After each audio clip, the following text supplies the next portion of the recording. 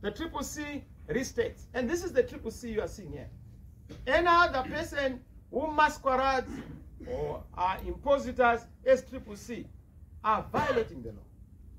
And we don't have time for tomfoolery, kindergartenism, and funny games. Stay away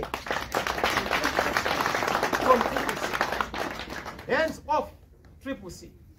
This is a citizens' movement. Don't just wake up one day from the street in a drunken stupor.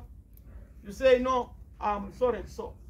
In this movement, we don't have the position of Secretary General. We have different roles and tasks. In this movement, we don't give each other positions. We give each other tasks. And I can tell you that the champions you see here are very clear. As we were clear when we elected our candidate. Nobody can just wake up and recall our candidate. In fact, it is a ZANU-PF scheme. The reason why ZANU-PF is using certain people, particularly who purport to be CCC, we are not even in our books as the membership register. Because we have a membership register. That's why we had citizen caucus across the Walker. That's why when we go into the provinces, we are able to meet leaders. We have our membership registers and records. These people don't even exist there, but they want to purport.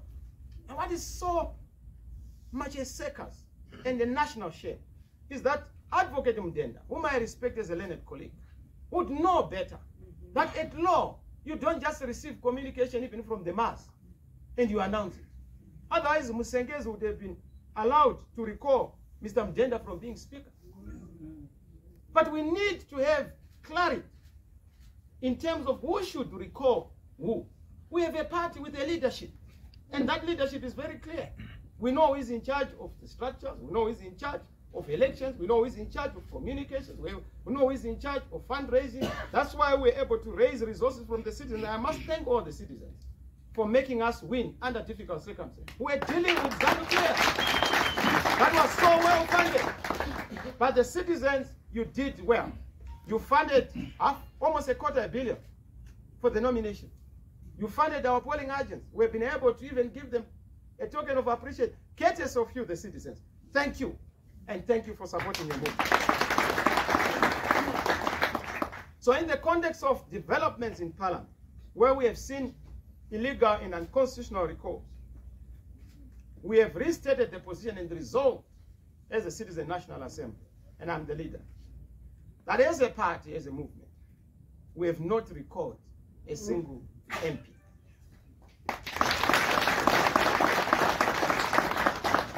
We are not abnormal. We have not gone bonkers. We can't recall without due process. To recall anybody, members have their rights in terms of natural justice principles. They need to be heard. At law, we talk of what is called ultra partem rule. You need to be heard. If you are to receive charges, for you to cease to be a member, because the Constitution is very clear. 2 tests have to be met. Number 1, have you ceased being a member? If you have ceased being a member, the party has verified that you have ceased being a member.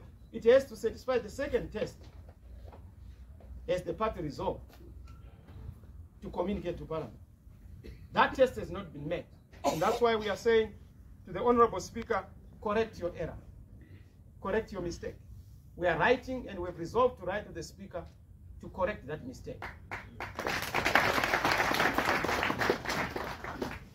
Not only are we asking for that mistake to be corrected, and we've given a time frame in our communication to the Speaker, we have also said the impositors, we have mandated the party to pursue legal route, to pursue political route, but also to go to the authorities, police included, to report a clear case of fraud, impersonation, and a person who is an impositor.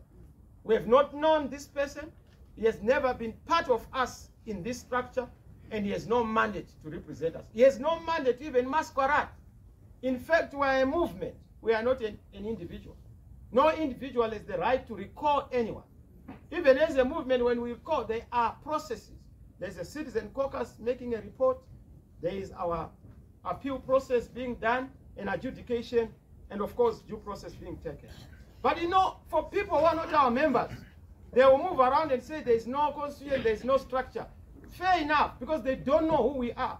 And they don't know that the party has organs, that the party has various structures that are governing. We can't just wake up and do what we are doing without a regulating mechanism, which is our own statute, and it's in good and proper shape. So yes, we are asking Parliament to restore those MPs that have been recalled. And we have also communicated to them that this National Assembly is going to write, by way of a resolution, to the Speaker to deal with those issues. But we also took note of the systematic